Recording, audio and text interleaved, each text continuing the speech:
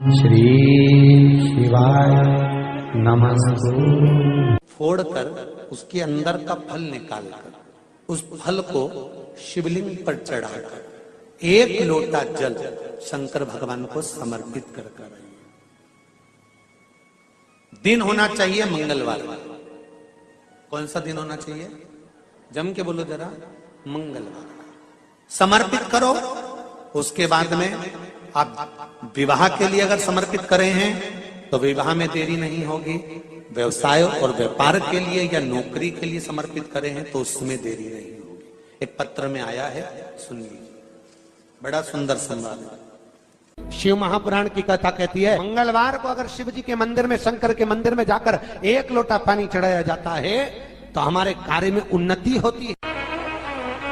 हाथ में जल का पात्र हो, शंकर के मंदिर में जब तुम जा रहे हो, शिव के पास जब पहुंचो, जल से हाथ, ये लोटा जब जल का तुम बाबा को समर्पित कर रहे हो, जल चढ़ा रहे हो, उस समय पर बाबा से जरूर कहो, बाबा बहुत दिन हो गए, बहुत दुखी हूं।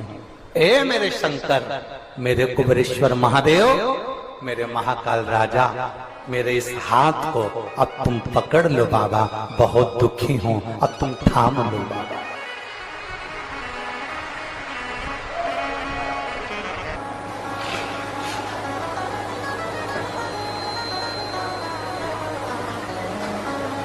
शिव महापुराण की कथा यहां तक कहती है कि यदि आप कोई मंत्र, साधना, व्रत, उपास कुछ भी नहीं जानते तो बेलपत्री के वृक्ष के नीचे एक लोटा जल चढ़ाओ, प्रदोष की प्रदोष एक घी का दीप लगाओ और बेलपत्र के वृक्ष के नीचे की मिट्टी का ही तिलक लगाओ।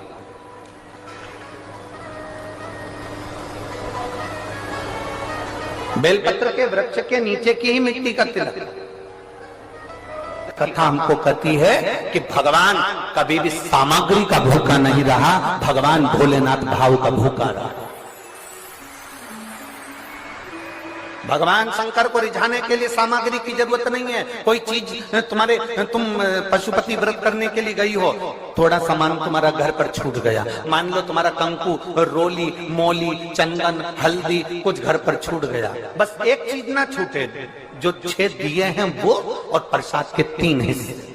जो प्रसाद तुम लेकर जा रहे हो उसके 3 हिस्से करने का सामान वो छूटना नहीं चाहिए। बाकी का तुम्हारी मोली घर पर छूट गई, रोली घर पर छूट गई, चंदन घर पर छूट गया, अगर कगर घर पर छूट गया, कपूर घर पर छूट गया, लोटा पानी का घर पर छूट गया, कोई सामान तुम्हारा घर पर छूट गया, चल जाएगा, बिल्कुल चलेगा। तुम उसमें चिंता मत करना कि मेरी थाली में ये नहीं। गणगौर की पूजन करने जाती हैं माताएं, इधर गणगौर होती है कि नहीं होती हमको नहीं मालूम। गणगौर की जब पूजन करने माता जाती हैं, तीज का पूजन करने जाती हैं, देवी का पूजन करने जाती हैं, चतुर्थी का पूजन करने जाती हैं, किसी देवी देवता का पूजन करने जाती हैं, पूजन की थाली में दूसरे की थाली में देखती हैं कि बहुत सारा सामान है, मेरी थाली में ये चीज नहीं है, तो उसको याद आती रहती है, मैंने तो भगवान को ये चढ़ाया ही नहीं, मैं तो भगवान को ये दे ही नहीं पाई, मैं तो भगवान को ये दे नहीं पाई, मेरे पास तो ये सामान है ही नहीं, उसकी चिंता में लग जाती है। शिव महापुराण की कथा कहती है, जो देवी देवता ने आपके हाथ से बुलवाना था वो सामान देवी देवता ने अपने हाथ से बुलवा लिया, अब चिंता करने की जरूरत नहीं। आप ये टेंशन मत लो कि मेरी थाली में ये नहीं है, मेरी थाली में ये है, ना ना, आप तो भगवान के भरोसे छोड़ दो कि तूने जो कहा मैं वो लेकर आ गया, तूने जो मुझे बुद्धि दी उस बुद्धि से मैं लेकर आ गई, तूने जो मुझे आज्ञा करी मैं वो लेकर पहुंच गई। अब मेरे पास में ये नहीं कि मैं ये भूल गई, मैं ये रह गया।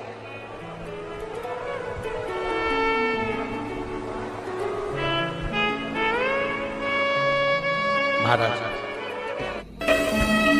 कोई व्यापार नहीं चलता हो, दिक्कत आ रही हो तो हनुमान जी के दूसरे नंबर का भाई गतिमान का स्मरण करो, हनुमान जी के उल्टे पांव का सिंदूर लाकर गतिमान का नाम लेकर स्वस्तिक बना दिया जाए व्यापार वाली जगह पर, तो व्यापार अच्छा चलने लगता है। महाराज, कोई व्यक्ति पैसा खा गया, नहीं दे रहा, बहुत परेशान हो गए, मांग मांग कर दे गए, नहीं दे रहा, हाथ जोड़ लिया, पांव जोड़ लिया, सब कुछ कर लिया, नहीं दे रहा, तो हनुमान जी के तीसरे नंबर का भाई रतिमान, रतिमान, गतिमान रतिमान, रतिमान का नाम लीजिए, पीपल के पत्ते पर लाल सिंदूर से जो व्यक्ति पैसा लेकर गया उसका नाम लेकर बहते हुए पानी में अपनी कामना कर रतिमान का नाम लेकर छोड़ दीजिए। 15 दिन में रतिमान ऐसी उतावली मचाता है कि उसको हाथ जोड़कर वो खुद फोन लगाकर बोलता भैया तेरा मैं पैसा लुटा दूंगा। रतिमान का स्मरण किया जाता है। रतिमान ध्यान दीजिएगा, पंचमुखी हनुमान का एक स्मरण, पंचमुखी हनुमान का एक भाव। महाराज जैसे बहुत ज्यादा तकलीफ अगर व्यक्ति को हो गई है, बहुत कष्टमय जीवन चल रहा है, हार गए हर जगह से और तकलीफमय जीवन चल रहा है, तो पंचमुखी हनुमान का एक शिव महापुराण का और स्कंद पुराण का एक बड़ा सुंदर मंत्र है। उस मंत्र को आप सब एक बार हमारे साथ में बोलें। ओम नमो हनुमते रुद्र अवताराय सर्व शत्रु संहारणाय सर्व रोग हराय सर्व वशीकरणाय रामदूताय स्वाहा। बस इस मंत्र को हाथ में काली तिल लेकर, एक जौ लेकर और गूगल लेकर, थोड़ा सा इसमें गाय का घी डालकर, कंडे को या अग्नि को जलाकर इस मंत्र का 11 बार 21 बार जाप कर कर अपनी कामना कर कर छोड़ दीजिए।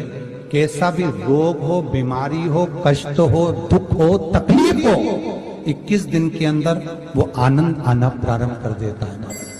इस मंत्र, स्कंद पुराण का, शिव महापुराण का यह मंत्र मूल पंचमुखी हनुमान सुख देंगे। और एक और चीज याद रखिए महाराज, यदि कोई काम के लिए जा रहे हो, कोई व्यापार के लिए जा रहे हो या नौकरी करने के लिए जा रहे हो और लगी नहीं रही, बहुत तकलीफ पा रहे हो, सर्विस ही नहीं लग रही, बहुत कष्टमय हो गया, तो निवेदन करूंगा 5 पीपल के पत्ते पर बेसन के 5 लड्डू घर में बने हुए, गाय के घी के 5 लड्डू रख लो। उस लड्डू के बीचों बीच एक आटे का दिया और उसमें तिल्ली का तेल डालकर इसी मंत्र का प्रयोग कर कर पंचमुखी हनुमान का किसी भी हनुमान के मंदिर में जाकर, दक्षिण मुखी हनुमान के मंदिर में जाकर उसको रख कर आ जाइए। इसके बाद आप उस काम के लिए जाइए, आपका काम सफल हो जाएगा। आपको किसी को नहीं कहना पड़ेगा कि हाथ जोड़ना नहीं पड़ेंगे, किसी के पांव नहीं पड़ना पड़ेंगे, तुरंत काम होगा। बस इस मंत्र का स्मरण कर कर पंचमुखी हनुमान का भूतेश्वर जो मंत्र है वो सुख देने वाला। पूरी दुनिया का कोहिनूर हीरा है संस्कार, हमारी सभ्यता, हमारी वृत्ति। माता पिता कितने अरमान से पढ़ाते लिखाते हैं। 20 वर्ष तक माता पिता पढ़ा लिखा कर बेटे को राम बनाने की चेष्टा करते हैं। कितने वर्ष तक? 20 वर्ष तक। और 20 दिन की कुसंगति बेटे को रावण बना देती है। वो 20 वर्ष पर